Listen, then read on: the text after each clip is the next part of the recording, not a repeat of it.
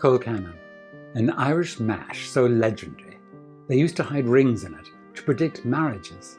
Which is the only reason I've ever eaten it, darling. Good luck with that. Ouch. And if you're not walking down the aisle, don't worry. I'll show you how to turn leftovers into crispy, cheesy croquettes that might just steal the spotlight. So let's get in that kitchen. Come on. Boil some water and add 1 tablespoon of salt. Once boiling, add 1.3 kilograms, that's about 3 pounds of potatoes. A nice potato that's good for mashed potato like russet, Morris Piper, or curved pinks. Careful not to burn yourself. Bring that back to a boil and boil it for about 15 minutes. Once your potatoes are tender, drain them. Set your potatoes aside and return your pot to the stove. Over medium heat, add 2 tablespoons of butter to your pan. I'm using a combination of kale and cabbage. Both have been chopped small. You can make it as small or as big as you like.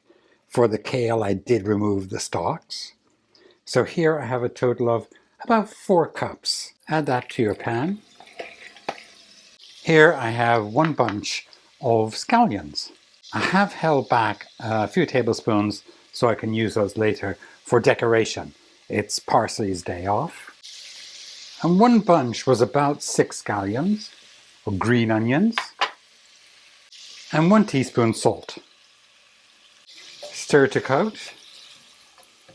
We are going to saute these for about 7 minutes until they're tender. Over medium heat. Love that color. You can skip the kale and the cabbage and actually use chopped Brussels sprouts. It's absolutely wonderful in this dish. Make sure you get your vegetables as tender as you want them to be. This is the time to do it. They're perfect right now. That took me just over 8 minutes. They're cooked, but there's no color, no browning. To that I'm going to add 1 cup, that's 237 milliliters. You can either use whole milk, light cream, heavy cream. I heated that milk in half and half in the microwave for 1 minute before adding. Bring this to a gentle simmer and we'll let those flavors meld for 2 minutes. While that's simmering, you can add the potatoes to this pot in a few minutes and mash them in there. I'm trying to protect the coating on that pot, so I'm actually going to mash them separately. You can use a ricer, a fork, beat them up with a wooden spoon, entirely up to you. I'm using a pastry cutter. How fine you want to get them is up to you also. I like a little lumpiness in my mashed potato.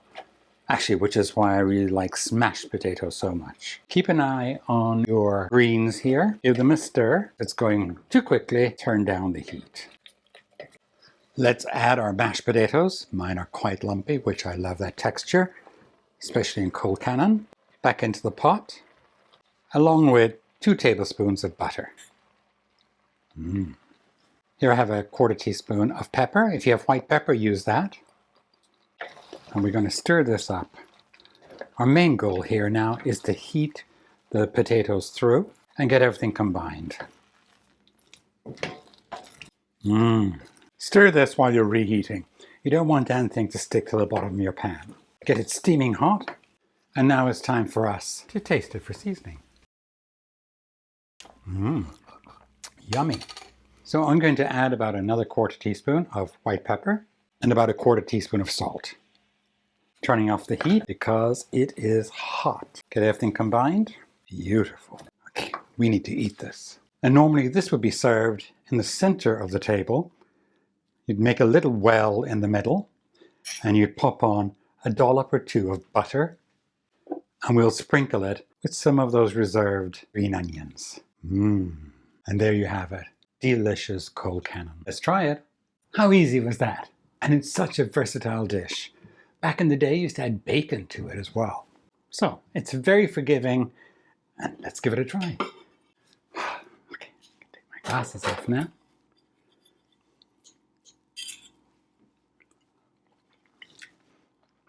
Oh my goodness.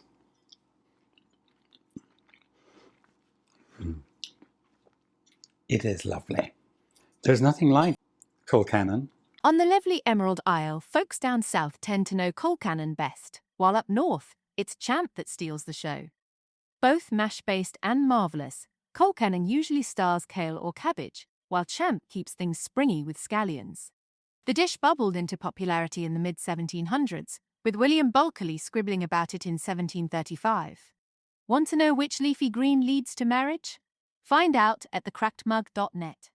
And now you know the difference between Colcannon and Champ. Really, whatever you're making, make it your own. It's fine, and call it what you want.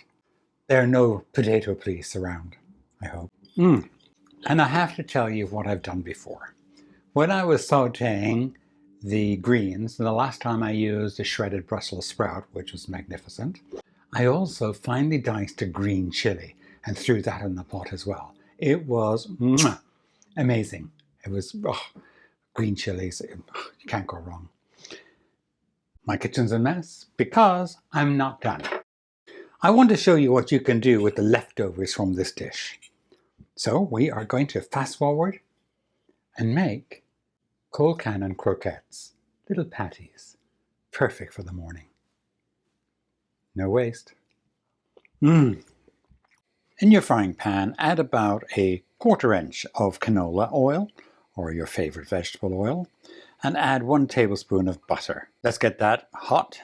Here I have about 1½ cups, that's 300 grams, of leftover Colcannon. And to that I am going to add about 1/2 cup of extra sharp cheddar cheese, 1 egg yolk beaten, about a 1/4 teaspoon of black pepper. Mix these together really well. I'm adding 1 tablespoon of cornstarch. Mix that in really well. We don't want to see any starch left over. This is excellent at binding. Do not add any cream or milk to your Colcannon at this point. We don't want it wetter. Make sure your Colcannon is cold. If you have an ice cream scoop, that would work. Here I'm using a shy 1/4 cup into clean hands. Shape it into a ball, about the size of a golf ball. Then we're going to place it in our breadcrumbs. Here I have about 3/4 cup of dry breadcrumbs. I'm using panko. Press down gently into the breadcrumbs and get them all coated. And get it coated really well. That's coated nicely. Transfer it to a plate and just push down a little bit more, just to make sure the breadcrumbs well set in your Colcannon. Pop this into the fridge while you make the others. My oil is on medium-high heat. A good way to check your heat is to throw a little breadcrumb in there and see if it browns pretty quickly. And that is beginning to brown. So right now my temperature is around 350 degrees, 360. I am gently going to put my patties in. They're nice and cold. I'm going to do them in 2 batches. 1, I don't want to overcrowd the pan, and 2, I don't want to bring the temperature of the oil down too quickly. We're going to give these about 3 to 4 minutes and then flip them over. Gently turn them over. I can see they're brown at the side. Oh, that's a beautiful color. Oh, perfect. 2 to 3 minutes on this side. Let's check these. Beautiful. While we do the second batch, place these on a plate with paper towels. Golden goodness. In the meantime, I'm going to throw on an egg because I love fried eggs with these potato croquettes. Perfect. Heat off. We are done. And my egg is almost done. Let's eat.